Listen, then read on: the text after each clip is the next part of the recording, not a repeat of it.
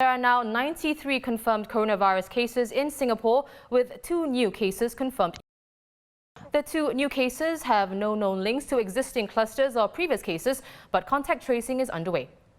Now, 4 more cases were discharged, including case 59, a 61-year-old private doctor, as well as case 56, one of the 5 Bangladeshi workers linked to the Seletar worksite cluster.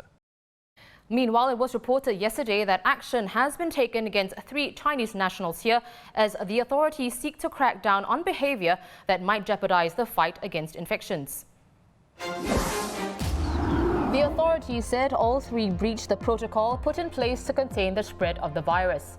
The first case involves a 45-year-old Singapore permanent resident who breached stay-home notice requirements while he was here from February 20th to 23rd. The Immigration and Checkpoints Authority said he has lost his PR status and been barred from re-entering Singapore. Meanwhile, a couple from China has been accused of giving false information to Health Ministry officials and obstructing contact tracing. They are to be charged under the Infectious Diseases Act tomorrow, making them the first to be charged under the Act with regards to the coronavirus outbreak. We mentioned earlier that 3 Chinese nationals had been charged or have taken action against them for broaching the protocol in place to curb the spread of the coronavirus. So we're going to attempt to connect to our journalist Timothy Goh once again. So Tim, first of all, how did the authorities discover that these 3 individuals had broached protocol? Hi, well, in the case of the first individual, the Singapore PR, the ICA basically conducted a series of random house visits and phone calls, but he didn't answer his phone or wasn't at home when the officers visited his home, and so they realized something was amiss. Then, 3 days after he had entered Singapore, they actually caught him trying to leave the country. He was obviously in breach of his 14-day stay-home notice. And it was at that point that they informed him that he was in breach of his notice, and he still insisted on leaving. So that's how he was caught. Now, for the other couple, that's the Chinese couple that allegedly obstructed contact tracing.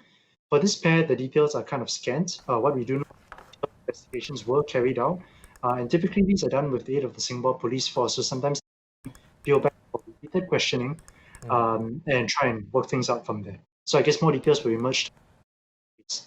Now, Tim, are incidents like these signaling a sense of complacency when it comes to curbing the coronavirus spread, especially because the situation in Singapore appears to be stabilizing compared to other countries which are seeing an escalation in cases?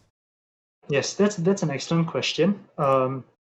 I say that it's not just from 2 cases, but I would point out that the first 2, the Chinese couple, the ones who allegedly obstructed tracing, did so some time ago, and the all 3 involved are China nationals and not Singaporeans. And I guess these 2 cases having come out will serve as an example.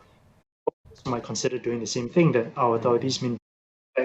This morning, Home Affairs Minister just said that strong action will be taken against those who do flout the measures in place. So I don't think that this is going to result in a whole wave of people lowering their defenses, lowering their guards. Certainly, we do see more members of the public out and about now. And it's good. We're supposed to keep calm and carry on with our lives.